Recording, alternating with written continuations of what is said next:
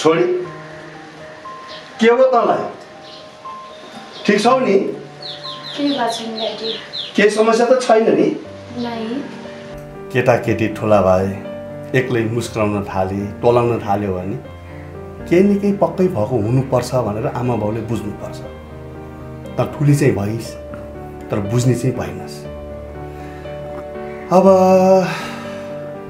एकजना केटा खोजेर तेरो चाँजो पाँजो पनि मिलाइदिनु पर्ला त्यस्तो नभन्नुस् न ड्याडी मेरो बिहे गर्ने उमेर नै भएको छैन त्यो कामीको छोरोसँग मस्किँदै हिँड्न चाहिँ तेरो उमेर पुग्यो त समाजको लाज नमानी आमा बाउको ख्याल नराखिकन खोलाको बगरै बगर घुम्ने उमेर चाहिँ पुग्यो तेरो अब तँलाई सम्झाएर त केही लाग्दैन मलाई आशा छ कि हजुरले मेरो विवाह गर्ने बेलामा जातपात धन सम्पत्ति केही नहेरी असल केटा र मेरो खुसीलाई पनि त्यत्तिकै महत्त्व दिनुहुनेछ एउटा केटा असल हुनलाई जातको पनि हुनुपर्छ धनी पनि हुनुपर्छ जब तिमीहरूको बेला आउँछ नि तब मात्रै बुझ्छौ आज खेतमा खेताला छन् दिउँसो चिया बनाएर खेतमा लगिदिनु ल म गएँ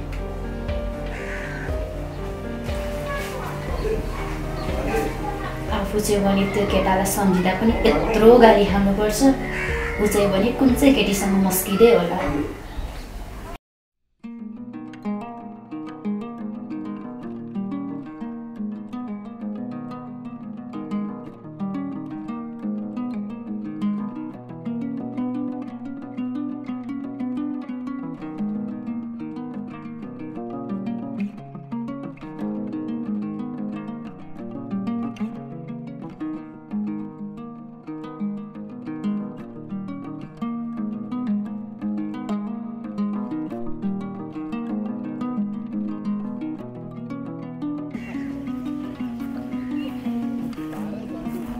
ल हेर एक्लै पो आइसक्छ अनि तेरो स्वानी खै त आउँदैछन् गाई साहब दिन जान लागिसक्यो 10 बजे आउनु पर्ने मान्छे 12 बज्न लागिसक्यो कतिखेर आउँछ खै घरधन्दा सकाएर आउनु पर्ने गाई साहब आउँदै होली टाइम लगाएर हुन्छ उहाँ खेतमा पानी सुकिसक्यो होला समयमा आइलाउनु परेन असार महिनामा पानीको के दुःख होला र गाई साहब के छिट्याउन थालिसक्यो त्यसैले त मौका छोप्नु पर्छ भनेर भनेको खै त तेरो बुढी अहिलेसम्म आइन त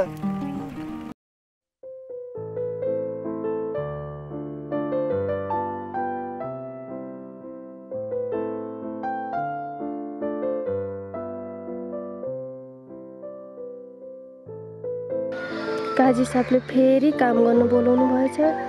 एक त उनको नजर नै खराब छ, त्यसमाथि फेरि चोर दोष लगाउने होला, फेरि दुःख दिले होलान्। हुन त आफ्नो हातमुख जोड्ने काम नगरी पनि भएन। हे जेसुकै होस्, आफ्नो काम गर्छु, फर्किन्छु।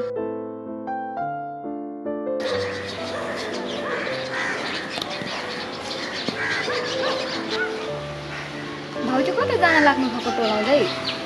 कहाँ जानु नानी, असार महिना छ, काजी साहबले मेला बोलाउनु भएको छ, त्यहीँ जान लाग्यो। ए मलाई त खेतमा काम गर्न मनै लाग्दैन, त्यस्तो हिलोमा कसरी काम गर्नु? हामी हिलोमा नै खेलेर हुर्केको नानी, फेरि हामी किसानले नै हिल मान्यो भने फेरि के खाने? हामीले नै खेतमा काम गर्नुपर्छ भन्ने के छ र भाउजू? अरूले गरिहाल्छ नि, हामीले त किनेर खाउला नि भाउजू। किन्नलाई पैसा चाहियो, पैसा कमाउन काम गर्नु पर्यो। म अनपढले त्यो हिलोमा खेल्ने बाहेक के काम नै गर्न सक्छु र? अनि फेरि तपाईँको त काजीसँग झगडा पर्यो भने सुनेको थिएँ, फेरि त्यही जान लाग्नु भएको रहेछ। हामीले काजी साहबसँग कहाँ झगडा गर्नु र? अलिकति काम र पैसाको लालच दिनुभयो, हामी त्यसमै झुक्यौँ। त्यही त है, पैसाले पनि मान्छेको अनेक रूप देखाउँछ। ल त भाउजू मन लाग्यो है।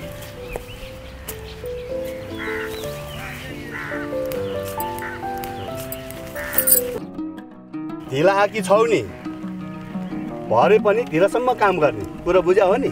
आजकल त काम गर्ने मान्छेलाई रिजाउनु पनि गाह्रो। ढिला आउँछन्, चाँडै जान खोज्छन्। हामी त्यस्तो गर्दैनौँ, काम गर्न आइसकेपछि मन लगाएर गर्छौँ। त्यो त काम गरेपछि थाहा भइहाल्छ नि, पहिला खेतमा त पुग्नु पर्यो नि। हामीले काम ठग्छौँ जस्तो लाग्छ भने बरु काममा नै नलाउनु। काम गरेपछि कामको कदर पनि त हुनु पर्यो नि।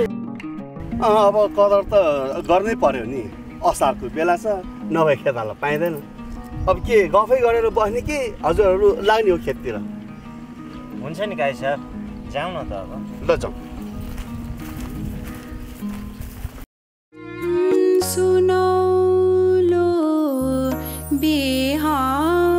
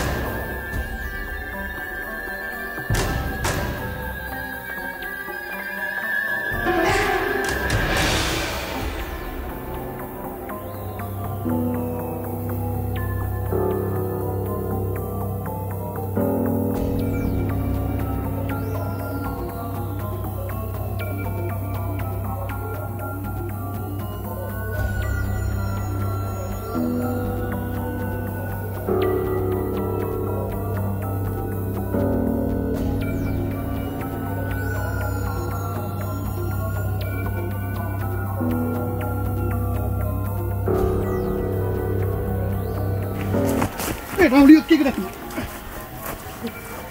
राहुल तैँले यो के गर्न खोजे? राहुल तैँले यो के गर्न खोजे? यो गलत कदम चाल्नुभन्दा पहिले एकचोटि सोच्नु पर्दैन तैँले? सोचेँ, मैले धेरै सोचेँ राजेश। तैँले पो मलाई छोडेर गइस्, मेरो परिवारको त बिचोली भयो। त्यसैले मैले छोरीलाई माम गरेर पठाएर यो कदम चाल्दैछु। के कुरा गरेको राहुल तैँले? म सहरमा गएर सबै कुरा बुझेर आउँछु भनेको होइन? खोइ त बुझेर आएको, 2 दिन भनेर गएको, हप्तौँ दिन बितिसक्यो। यदि मलाई काजी साहबले पनि आश्वासन नदिएको भए म आजसम्म जिउँदो रहने थिएन। कुरै त्यस्तो रहेछ, अनि समय लाग्दैन त? हाम्रो सबै काम बिगार्ने नै त्यो काजी रहेछ। हामीले भगवान मानेको त त्यो त राक्षस रहेछ, राक्षस।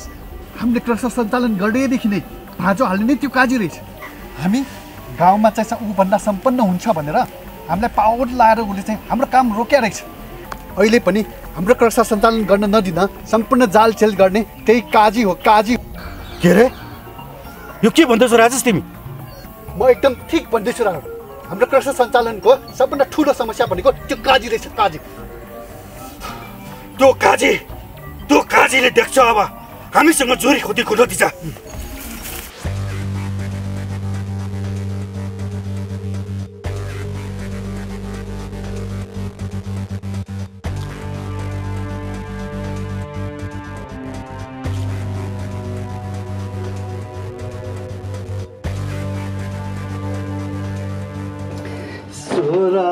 वर्षे उमेरैमा मै पनि झिल्के हुँदो हो अहिले पो बुढो भयो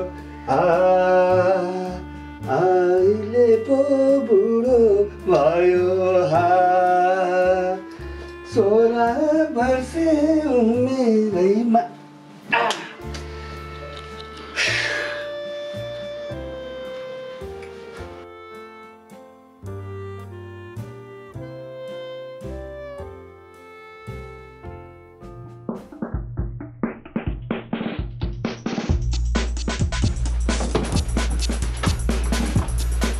ल के भन्न आयो त केटा काम परेर आएको होइन अब तपाईँसँग कुनै पनि काम गर्नु छैन हामीलाई तपाईँ यस्तो धोकेबाज हुनुहुन्छ भनेर काई साहब हामीले सोचेको पनि थिएनौँ होइन के भन्नुभएको भाइहरूले मैले कसलाई धोका दिएँ र हाम्रो आँखामा छारो हालेर हाम्रै सम्पत्ति लुट्न खोज्ने तपाईँ पैसा देखेपछि महादेवको पनि 3 नेत्र खुल्छ भन्छन् हो रहेछ यत्रो सम्पत्ति हुँदा पनि हाम्रो क्रसर आफ्नो नाममा राख्न खोज्नुभयो होइन हेर भाइहरू तिमीहरू दुवैजना गलतफहमीमा छ हो मैले त्यस्तो नचाहिँदो काम केही गर्न खोजेकै छैन तपाईँ धेरै झुट नबोल्नुहोस् काई साहब तपाईँका सारा कर्तुतहरू बुझिरहेको मैले तपाईँलाई झन् आफ्नो दाइ सम्झेर गाउँको मान्छे सम्झेर चुनावमा जितायो तपाईँले आज आएर हामीलाई यो उपहार दिनुभयो म बुझ्छु त तपाईँले केही बुझ्नुहुन्न काई साहब तपाईँलाई हामीले यति माथिसम्म चढायौँ नि हामीले चाह्यौँ भने त्यसरी नै तल झार्न सक्छौँ बुझ्नुभयो काई साहब चुप लाग्छ तिमीहरू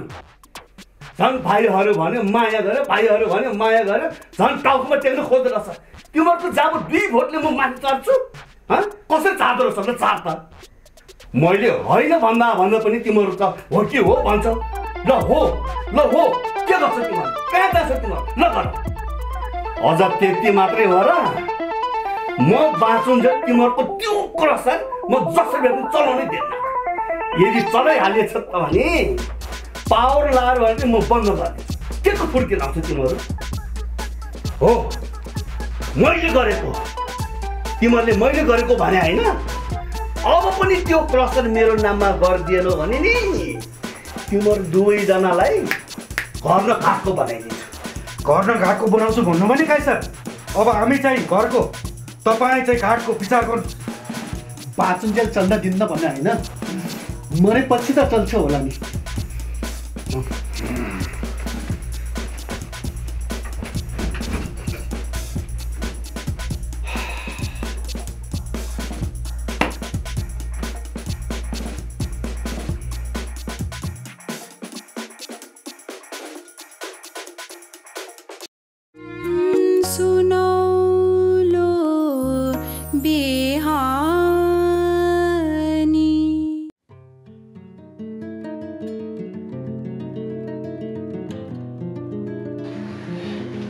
होइन खाना पनि पकाएको रहेनछ अब के भयो तिमीलाई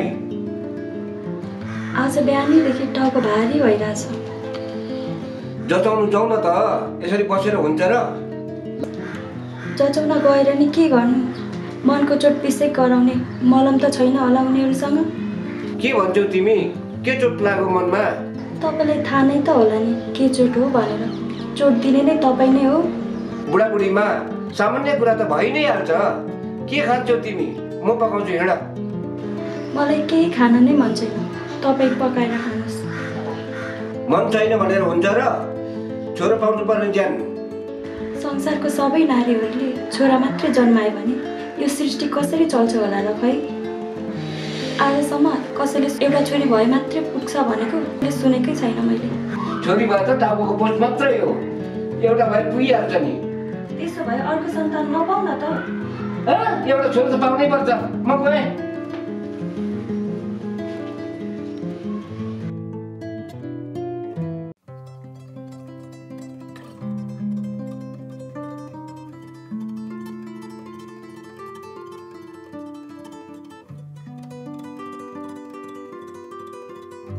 छोरी अब जाँच पनि सक्यो अब तिमी के गर्छौ तिमीले म त पार्लर सिक्छु बाबा पार्लर सिकेर राम्रै हुन्छ त छोरी राम्रै हुन्छ नि बाबा सबैले यही पार्लरै गरिरहेछन् छोरी अरूको लैलम लाग्न हुँदैन आफूले मन परे पो काम गर्नुपर्छ त मलाई राम्रो छ बाबा। पार्लर मैले सिकेँ भने आफू पनि राम्री हुन पाउँछु। छोरी तिमी त्यसै राम्री छौ नि, बाउ आमाको नजरमा त्यत्तिकै राम्रो छौ नि। त्यो त हो बाबा, तर मलाई अरूको नजरमा पनि राम्रो हुनु छ क्या। तिमी जे गर पार्लर सिक, जे गर बाउ आमाको चाहिँ नाक चाहिँ नकाट्नु है। त्यस्तो हुँदैन बाबा, हजुरहरूको नाक काट्ने काम म गर्दिनँ। मलाई थाहा छ छोरी, त्यस्तो काम गर्दैन मलाई थाहा छ छोरी। अब जाम छोरी।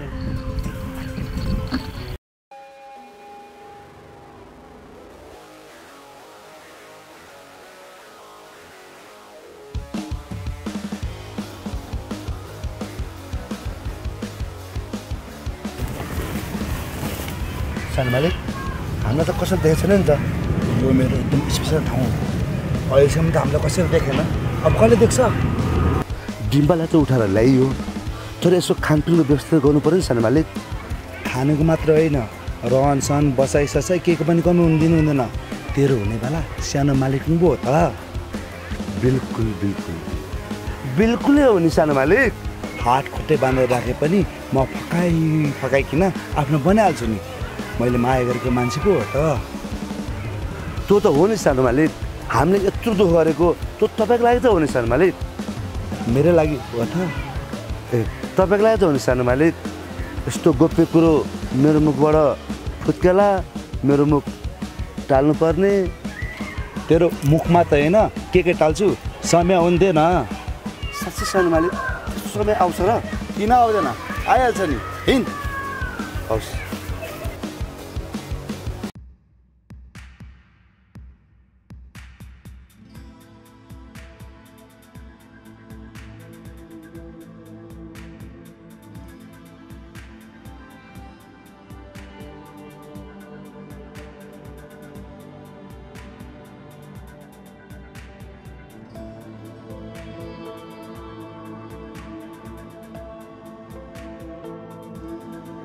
मैले पनि पढाइ सकिसकेँ। बुबाले नि जे गरे नि गर भन्नुभएको छ। म पनि तँसँग पार्लर सिक्नको लागि सहर जान्छु, मलाई नि लैजान है। मैले लानुपर्छ र? हिँड्न, म पर्सि जाँदैछु। त्यहाँ गएर मात्र के गर्ने, कहाँ बस्ने, कहाँ गएर पार्लर सिक्ने, फेरि म सहरमा हराउँछु कि? मैसँग बस्ने नि यति कुरा पनि भनिरहनु पर्छ र? म तिमीलाई पार्लर सिकाउने ठाउँ पनि देखाइदिन्छु।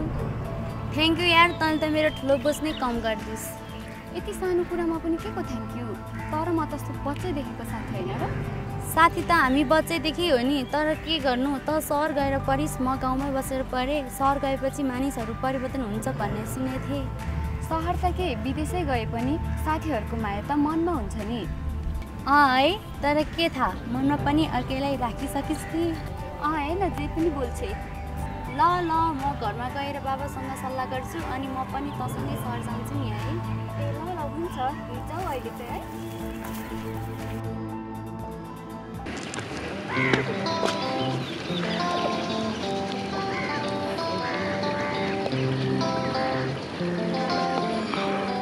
अशोक दाई, भाउजू, दीप, खाजा खान आउनु।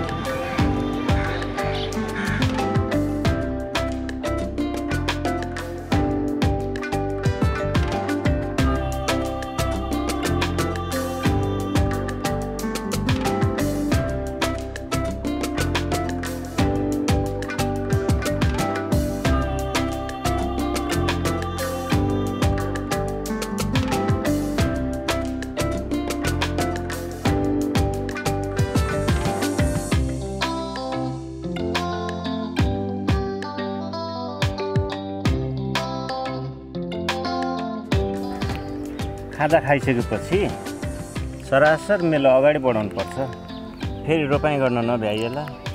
सरिरहेको छ नि मेलो सरासर। अब तपाईँहरू पो जोडी मान्छे सरासर सरिरहेछ। सिङ्गललाई चाहिँ अलिक गाह्रो हुँदो रहेछ। काम गर्नलाई जोडी किन चाहियो है कामचोर? त्यहाँ सरासर गर्ने नि, फेरि काज साहबलाई भनिदिनु पर्ला नि। हेर नि त, आफूले झन् मायाले सम्झाइरहेको यिनी फेरि रिसाउँछिन् भने। अनि के काम नगरेर गफ लाएर बसिरहेको त? होइन शान्ति भाउजू, कोही कोही मान्छे किन यस्ता हुन्छन्? तपाईँलाई त कहिले रिसाएको देख्दिनँ त म। तपाईँले पो देख्नु भएन, माया गर्ने मान्छेले त देखेका हुन्छ नि। अलिअलि रिस पनि हुन्छ कि मायामा। रिस पनि हुन्छ अरे नि त अलिअलि मायामा। ल